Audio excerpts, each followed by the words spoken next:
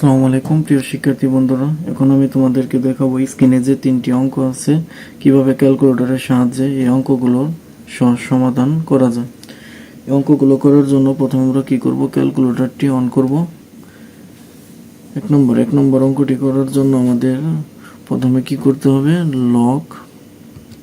Log তারপরে কি ঘনমূল তোলার জন্য আমাদের কি করতে হবে, শিফট রুট তুললে আমরা কি করব, ঘনমূলটি পেয়ে যাব। তাহলে কত আছে আমাদের 5 ভাগ, তারপরে কি করতে হবে, আবার আমাদের ভাগ দিতে হবে, ভাগ লগ 5 দিয়ে সমান দিলেই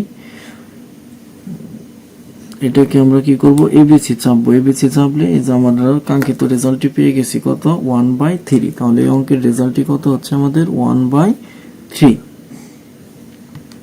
দুই নম্বর অঙ্কটিও সেম এক নম্বর অঙ্কের মতো। দুই নম্বর অঙ্কটি করার জন্য আমরা কি করব, প্রথমে লগ 81 ভাগ কত বলছে, লগ রুট 3। তাহলে লগ রুট 3 দিয়ে সমান দিলেই 8।